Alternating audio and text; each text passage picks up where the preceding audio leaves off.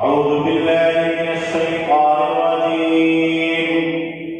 بسم الله الرحمن الرحيم.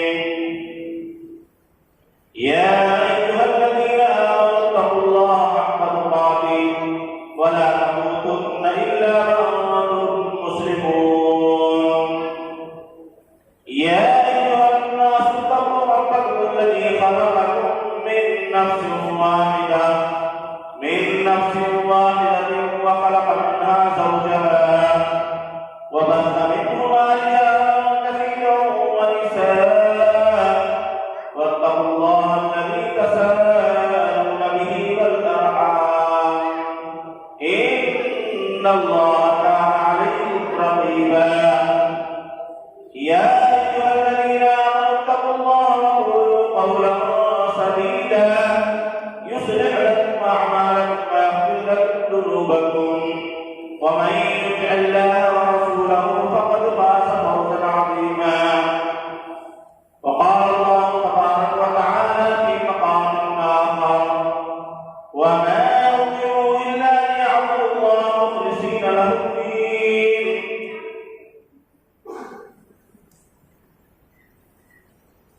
وقال النبي صلى الله عليه وسلم: من عمل عملا ليس عليه أمرنا فهو رد. تمام قسم کی تعریفات اس وحدہ لا شریک خالق کائنات مالک ارض و سما کی ہدایت اور زیبا ہے. اور اس کے بعد تقریباً درود و سلام نازل ہو، لاکھوں کروڑوں درود و سلام نازل ہو اس ہستی اقدس و مقدس پہ جن کا نام اسم گرامی محمد اکرم صلی اللہ علیہ وسلم ہے. وہ ذات مقدسہ مبارکہ مطہرہ کہ رب العزت نے جنہیں رحمت کائنات بنا کر بھیجا اور جن کے ذریعے اہل کائنات والوں کی ہدایت اور رہنمائی کا بندوبست فرمایا. محترم دوستو، بزرگوں اور حاضرین جمعہ، آج کے خطبے کے اندر جو موضوع ہمیں دیا گیا ہے، جس موضوع پر بات کرنی ہے وہ ہے اعمال کی قبولیت کے شرائط. یہ ایسا موضوع ہے کہ اس میں بہت سارے لوگ جانتے ہیں، سمجھتے ہیں کہ کون سا عمل ہم ایسا کریں اور اس کے شرائط کیا ہیں، اس کے شرط کیا ہیں. دنیا میں آپ دیکھیں، کوئی بھی آپ کام کرنے جائیں گے تو اس کے کوئی نہ کوئی شرط ہوتے ہیں کہ آپ یہ فالو کریں گے، آپ یہ کریں گے تو یہاں جا کر یہ ایسا ہوگا. ہر چیز کے ایک قانون ہے. دنیا میں آپ دنیاوی چیزوں کو دیکھ لیں کہ دنیا کے اندر جتنی بھی چیزیں ہیں اس کے قاعدے اور قانون ہیں. آپ اس قاعدے کو، اس قانون کو اگر فالو کرتے ہیں تب جا کر آپ سکسیس ہوں گے. جیسے مثال کے طور پر اگر کوئی آدمی نیا موبائل لایا ہے تو ایسے نہیں چلا سکتا. اس کا آپ کو آئی ڈی بنانا پڑے گا، اس کا پاسورڈ بنانا پڑے گا، جی میل بنانا پڑے گا آپ کو. بہت سارے لوگ نہیں جانتے تو موبائل کو کھول نہیں پاتے، اور خاص طور سے جس کے پاس آئی فون ہوگا تو جب تک پاسورڈ نہیں ہوگا وہ چلا نہیں سکتا. لیکن آج دنیا کے اندر ساری چیزیں سمبھو ہو گئی ہیں، توڑ دیا جاتا ہے، کر دیا جاتا ہے اور لوگ چلا رہے ہیں، کہیں سے بھی کوئی بھی لے کر آئے چلاتا ہے. تو یہ مان کر چلیے کہ دنیا کے اندر ہم کوئی چیز استعمال کر رہے ہیں، آ رہے ہیں، جا رہے ہیں. مثال کے طور پر اگر ہمیں کہیں سفر کرنا ہے تو ایسے ہم نہیں ڈائریکٹ جا کے ٹرین میں بیٹھ سکتے ہیں. اگر ٹرین میں بیٹھیں گے تو اس کا فائدہ لے گا، اس کے لیے ہمیں پہلے ٹکٹ بک کروانا پڑے گا. تو ایسے ہی اگر اپنے عملوں کو اللہ تعالیٰ کے یہاں قبول کروانا ہے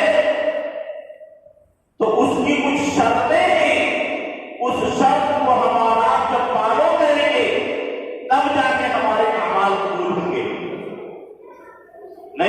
مان کر چلیے کہ ایسے ہی ہم کرتے رہیں جیسے کچھ لوگوں کے دماغ میں یہ ذہن میں بیٹھ گیا ہے،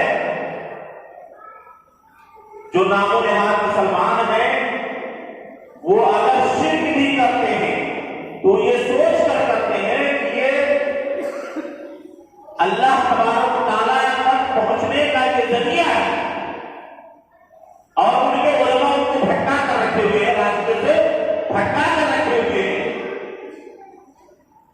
ایک مولوی کہتا ہے یہ کرو، دوسرا مولوی اسی کی تردید کر رہا ہے۔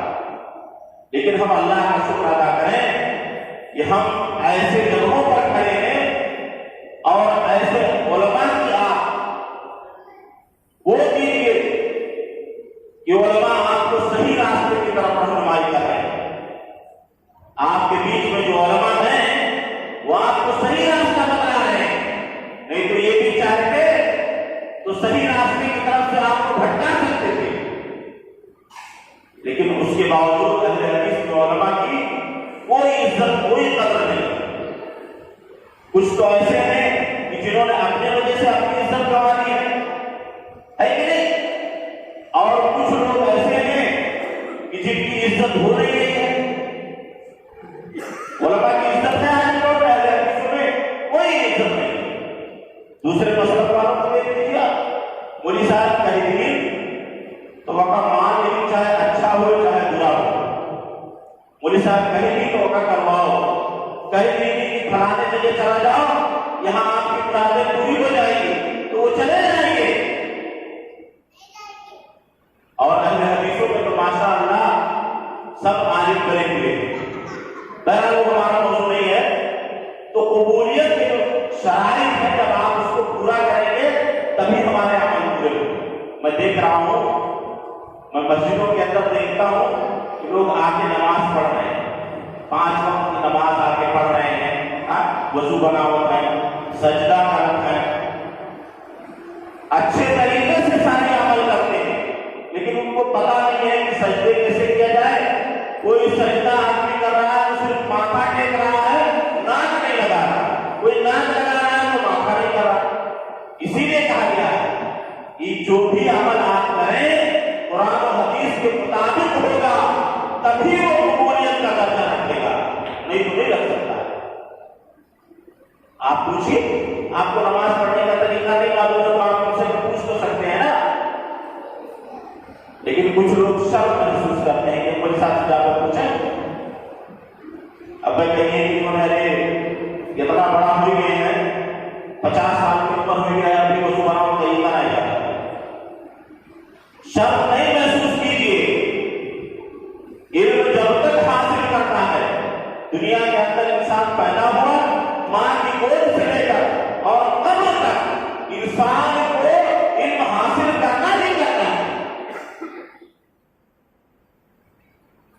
اسی لیے قرآن کی سب سے پہلی جو آیت کا نزول ہوا تھا، اقرأ باسم ربک الذی کا نزول ہوا تھا نا، کہ پڑھو، پوری دنیا پڑھ کر آگے بڑھ گئی اور مسلمان ان کے پیچھے لگا ہوا ہے کہ کون ہم سے آگے بڑھ رہا ہے۔ ہمارا پڑوسی، ہمارا گاؤں والا ہم سے آگے نہ بڑھ پائے۔ گاؤں میں کیا ہوتا ہے؟ گاؤں کی زندگی جو ہوتی ہے بڑی سکون کی زندگی ہوتی ہے، لیکن سب سے زیادہ یہاں حسد کرنے والے لوگ پائے جاتے ہیں۔ ایک آدمی کما رہا ہے، 10 آدمی بیٹھ کے کھا رہا ہے۔ گاؤں میں یہ سسٹم چل رہا ہے نا، ایک آدمی کما کھائے، 10 آدمی گھر کے بیٹھ کے وقت کھا کھائے۔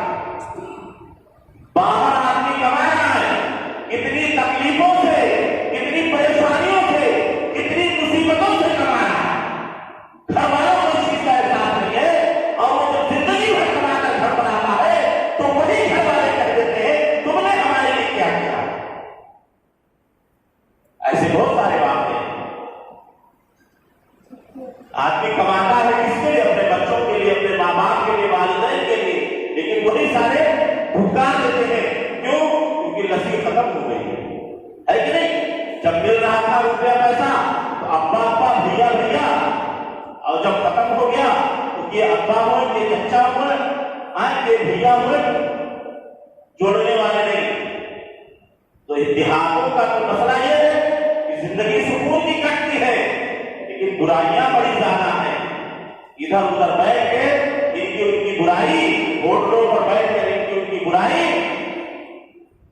کہاں کرے گا؟ دن بھر زمین آج بیٹھا رہی ہے، چلیے دیکھیے بٹروا پر کچھ خبر رہے گی، گوا معمول گاؤں ہے، عورتیں گھروں میں بیٹھی رہے گی، دن بھر وہ چلاتے ہیں، دوسرے گھر چلی جائے، وہ بھی جا کر دوسرے کے گھر میں بیٹھ کے دوسرے کے رات فارش کرتی ہے، فلانے گھرے سب مل کے دھماکے گھرے۔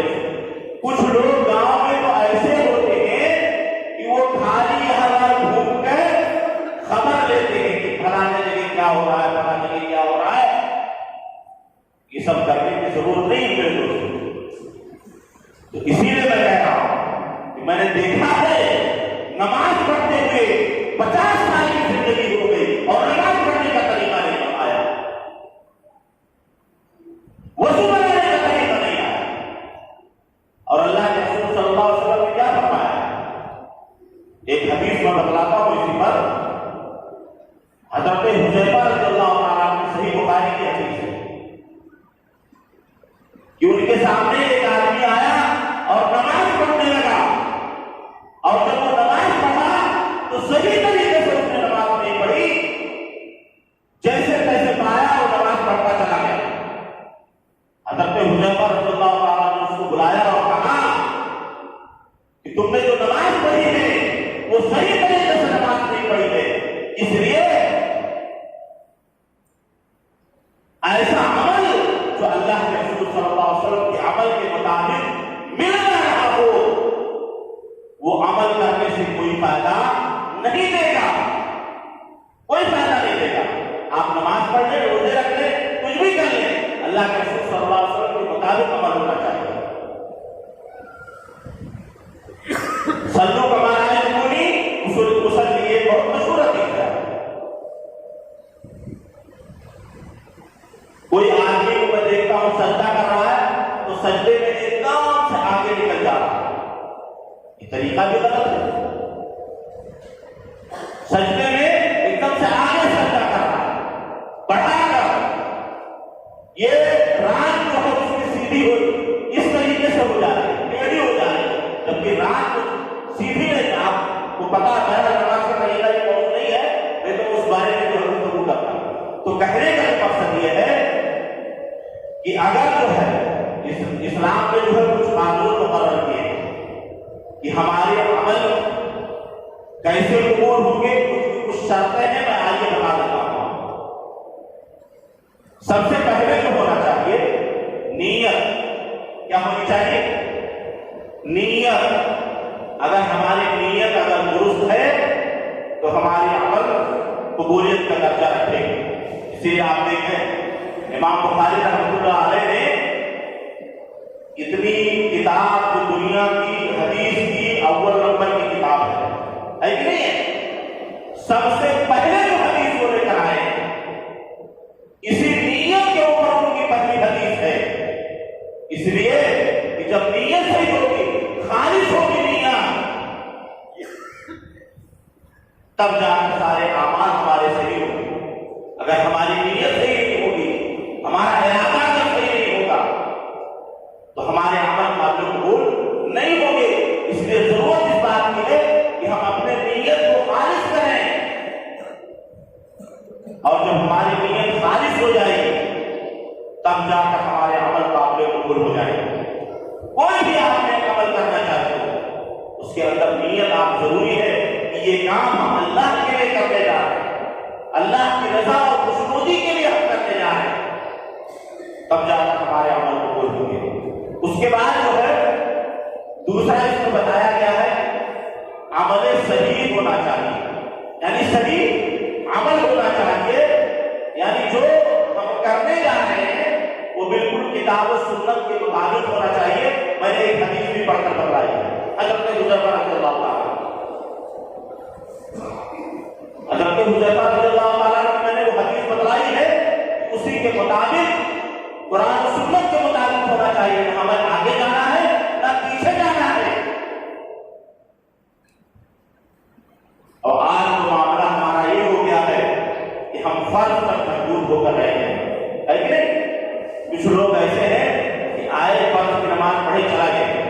پوچھا گیا کہ سنت کہاں ہے پڑھے،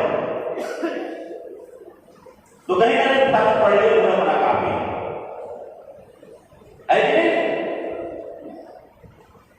نماز بھی آپ پڑھیں تو اللہ کے رسول صلی اللہ علیہ وسلم کے مطابق ہو، دنیا کا کوئی بھی عمل ہو، آپ صدقہ خیرات کریں، زکات دیں، اخلاق سے لوگوں کو پیش آئیں، آپ یہ سارے عمل اللہ کے رسول صلی اللہ علیہ وسلم کے قرآن اور حدیث کے مطابق ہوں گے تو ہماری قبولیت کے درجے رکھیں گے۔ اگر اس سے آگے ہم نے کر لیا، پیچھے کر لیا ہم نے، تو ہم گمراہ ہو گئے، کامیاب نہیں ہو سکتے، وہ ہمارا عمل قابل قبول نہیں ہوگا۔ اس کے بعد جو ہے تیسری بات یہ ہے عقیدہ صحیح ہونا چاہیے۔ کیا ہونا چاہیے؟ عقیدہ صحیح ہونا چاہیے۔ آج عقیدے میں آپ دیکھیں کہ کتنے بگاڑ پیدا ہے۔ آپ دیکھیں کہ دنیا کا ہر چھٹا آدمی مسلمان ہے کہ نہیں؟ دنیا کا ہر پانچواں یا چھٹا آدمی مسلمان ہے، 57 ممالک ہے، لیکن آپ دیکھیں اس میں کہ کتاب و سنت پر عمل کرنے والے کتنے لوگ ہیں؟ معلوم ہے آپ کو کہ کتاب و سنت پر عمل کرنے والے بہت کم ہی لوگ ہیں، نہیں اکثر و بیشتر کفر و شرک میں لوگ مبتلا۔ بہت سارے نوجوان ہم سے آ کے سوال کرتے ہیں، پوچھتے ہیں مولوی صاحب ہم لوگوں کی تعداد بہت کم ہے اور ان لوگوں کی تعداد بہت زیادہ ہے،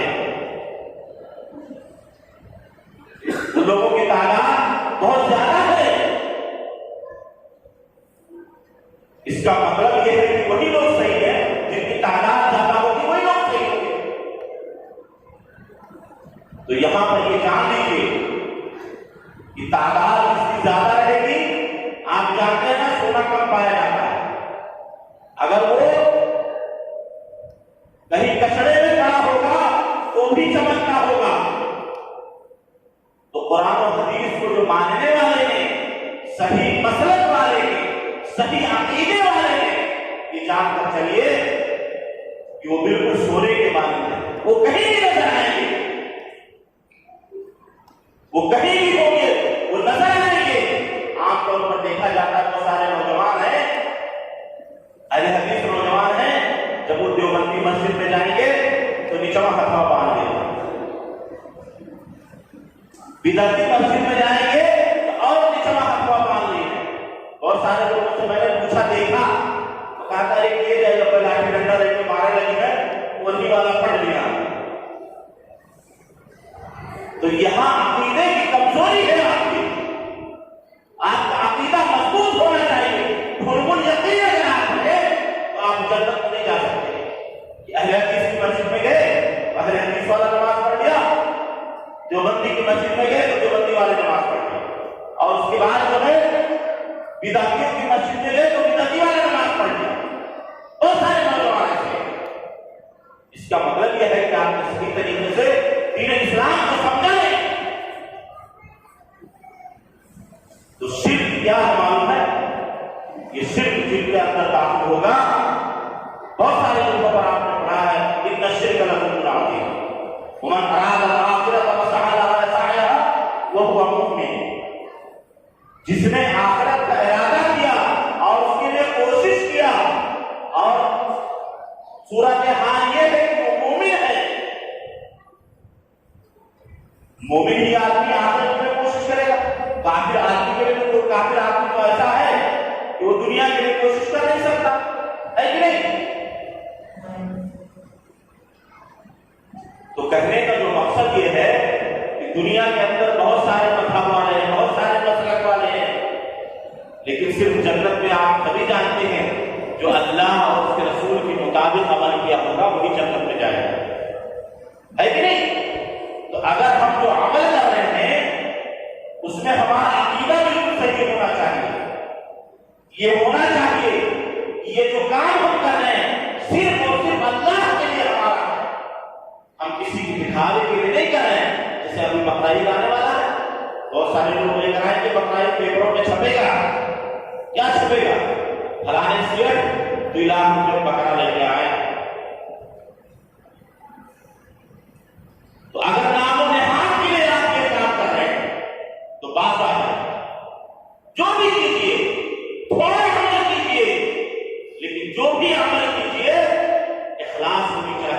یہ صرف ہم اللہ کے لیے کر رہے ہیں، اس میں ہمارے لیے نہ کوئی ریا ہے، نہ نمود ہے، نہ دکھاوا ہے، کوئی چیز نہیں ہے ہمارے لیے، صرف اور صرف ہم اللہ کے لیے کر رہے ہیں۔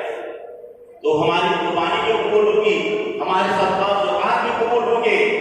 جیسے مثال کے طور پر ابھی غلے کا موسم آیا، ابھی گیہوں کا فصل کٹا نہیں کٹا، 7.5-8 کنٹل جن کے یہاں پیدا ہو گیا ہے ان کو عشر دینا ہے، لیکن بہت سارے لوگ جو دلوں کے اندر جن کی بےایمانی ہے، ناپنے تولنے میں بھی کمی کر کے الٹا سیدھا کر کے نکالتے ہیں۔ یہ ساری چیزیں، ان ساری چیزوں سے باز آ جائے۔ اگر آپ کو جنت میں جانا ہے تو جو بھی آپ عمل کر رہے ہیں، جو اس کے شرائط ہیں، ان شرائط پر کھڑے اتریں اور یہ کہیں سوچیں کہ اللہ تبارک و تعالیٰ نے کہ جو ہم کام کریں صرف اور صرف اللہ کے لیے کر رہے ہیں۔ تو عقیدہ کیا ہے؟ صحیح ہونا چاہیے۔ اسی لیے اللہ کے رسول صلی اللہ علیہ وسلم کو یہ حکم ہوا تھا کہ لئن اشرکت لیحبطن عملک ولتکونن من الخاسرین، کہ اے نبی اگر آپ شرک کر لیں گے تو آپ کے سارے عمل برباد ہو جائیں گے۔ اس کو حکم ہو رہا ہے۔ نبی تو شرک نہیں کر سکتا، کسی حال میں نبی شرک کر سکتا ہے؟ نہیں کر سکتا، کیونکہ وہ زیادہ جاننے والے ہیں، سب کچھ پر زیادہ جاننے والے ہیں۔ اللہ تبارک و تعالیٰ کی طرف سے ان پر وحی کا نزول ہوتا ہے، وہ شرک نہیں کر سکتے۔ کوئی نبی کا ایسا واقعہ بتا دیجیے کہ جو نبی آئے جنہوں نے شرک کیا۔ اسی لیے کہا کہ اللہ کے رسول صلی اللہ علیہ وسلم کو یہ حکم ہو رہا ہے۔ بتائیے اللہ کے رسول صلی اللہ علیہ وسلم کو حکم ہو رہا ہے کہ اگر آپ شرک کریں گے تو آپ کے عمل برباد ہو جائیں گے، وَلَا تَكُونَنَّ مِنَ الْخَاسِرِينَ، اور آپ نقصان اٹھانے والوں میں سے ہو جائیں گے۔ تو جب اللہ کے رسول صلی اللہ علیہ وسلم کو حکم ہو رہا ہے تو ہمارا اس کھیل کی پوری ہے کہ ہم عمل کریں، ایسا عمل کریں جو شرک والا ہو، تو اللہ تعالیٰ ہمیں کیسے بخش سکتا ہے۔ ایک مثال ہے، بار بار کہتا ہوں، آج یہ بھی میں بتاؤں گا کہ کیسے ہم گوارا کر لیں، کیسے ہم سمجھ لیں۔ ایک دنیاوی مثال میں آپ کو دے رہا ہوں۔ مثال کے طور پر کوئی آدمی ہے ہمارے یہاں کام کر رہا ہے کہ نہیں؟ ہم نے اس کو کام پر رکھا، کسی بھی کام کے لیے، جو بھی آپ کے یہاں بزنس ہو رہا ہے، تجارت ہو رہا ہے، اس کام کے لیے ہم نے رکھا۔ اب وہ ہمارے کام نہ کر کے، ہمارا کام نہ کر کے وہ بازو والے کا کام کرے، رہے ہمارے یہاں، پگار ہمارے یہاں دے، کھائے پیے ہمارے یہاں، کام کے لیے ہم نے رکھا، لیکن اس کے باوجود کام دوسرے کی کر رہا ہے، تو کیا آپ برداشت کریں گے؟ کتنے دن آپ کو برداشت کریں؟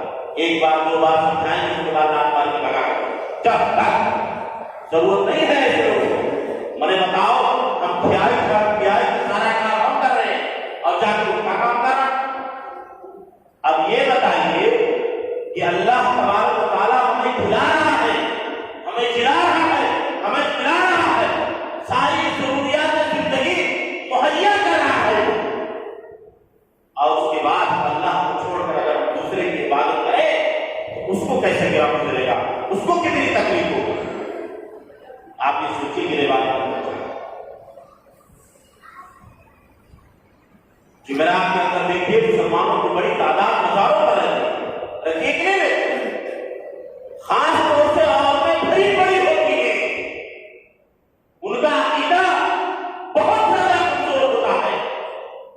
جمعرات کا جا کر دیکھیے ہندوستان کے اندر جتنے مزارات ہیں بڑے ہیں، اور جتنے بھی مزارات ہیں آپ وہاں جا کر دیکھیے اللہ کی عبادت ہوتی ہے، خالی چرسی دیکھیں آپ ویڈیو میں سوشل میڈیا پر آپ دیکھیں خالی چرسی لوگ پڑے رہتے ہیں، گانجا پیتے ہیں، چرسی بیٹھے رہتے ہیں، شراب و کباب کے مست رہتے ہیں، اور اپنے آپ کو مسلمان کہتے ہیں۔ ایسے لوگوں کو اسی لیے قرآن کا اندر کیا کہا؟ وَمَا يُؤْمِنُ أَكْثَرُهُم بِاللَّهِ إِلَّا وَهُمْ مُشْرِكُونَ، کہ تم میں سے اکثر وہ ہیں کہ جو اللہ پر ایمان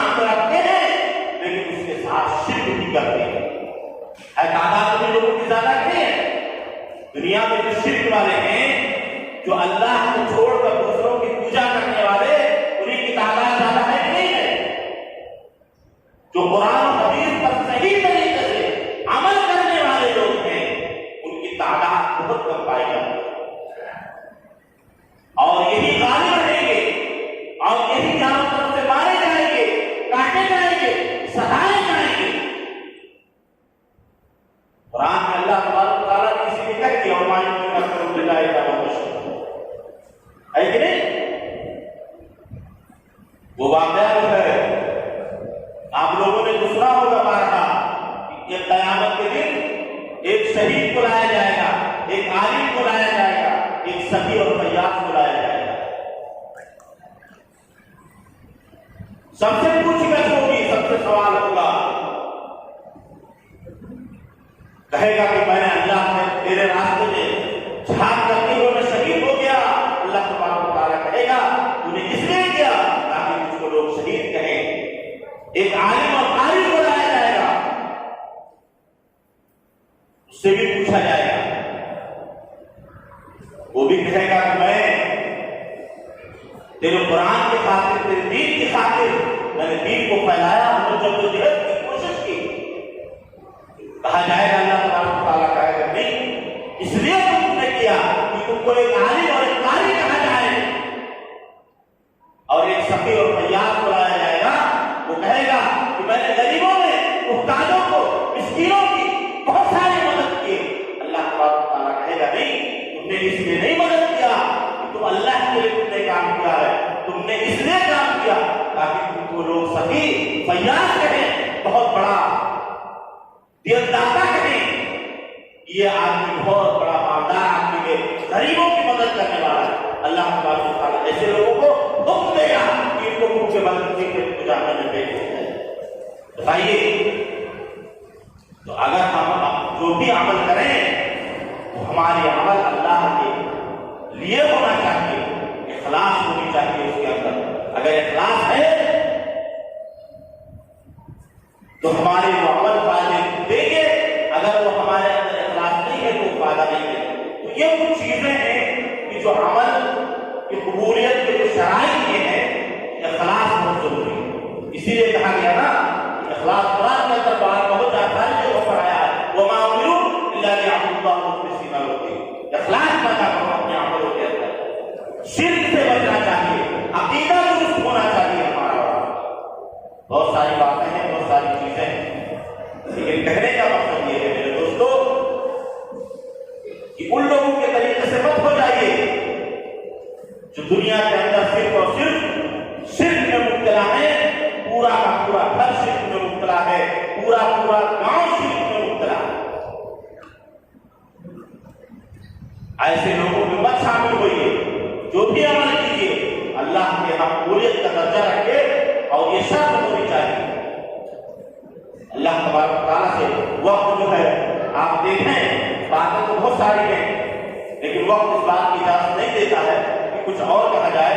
تو آخر میں یہی کہوں گا کہ جو بھی آپ عمل کریں صرف اور صرف اللہ کے لیے کریں، اللہ کا ڈر اور خوف پیدا کریں۔ نماز پڑھیں تو ہم اللہ کے لیے نماز پڑھیں، روزے رکھیں اللہ کے لیے کریں، اور یہ نہ سوچیں کہ ہم جو عمل کر رہے ہیں یہ غلط طریقہ ہے تو ہم کسی سے پوچھ لیں گے تو شرم محسوس نہیں چاہیے، اس کو پوچھیے، بولے صاحب نماز پڑھنے کا طریقہ کیسا ہے، روزہ رکھنے کا طریقہ کیسا ہے، وہ ساری جگہوں پر بتایا جاتا، کتابوں میں موجود ہے، آپ پڑھ سکتے ہیں، اٹھا کر دیکھ سکتے ہیں، تقریریں ہیں یوٹیوب پر موجود ہیں، آپ تقریروں کے ذریعے سے معلوم کر سکتے ہیں، سن سکتے ہیں کہ اس کے بارے میں علماء کا اقوال کیا ہے، صحیح حدیث کیسے ہے، کیسے عمل کرنا ہے، کیسے زندگی گزارنا۔ لیکن ہمارے پاس، ہمارے اور آپ کے پاس اس چیز کا کوئی وقت نہیں ہے، بس ہم لوگ فتنہ اور فساد میں لگے ہوئے ہیں، ان کی برائی میں کون کہاں جا رہا ہے، اس کو ہمیں برباد کرنا ہے، اس کو تباہ کرنا ہے، اس کے پیچھے پڑ رہنا ہے، یہ ساری چیزوں میں آگے۔ اسی لیے ایسا مت کام کیجیے کہ دنیا کے اندر جب یہاں سے ہم جائیں تو لوگ کہیں گے فلانے رہیں گے وہاں چلا گیا بڑا نہیں، دعا لے کر چاہیے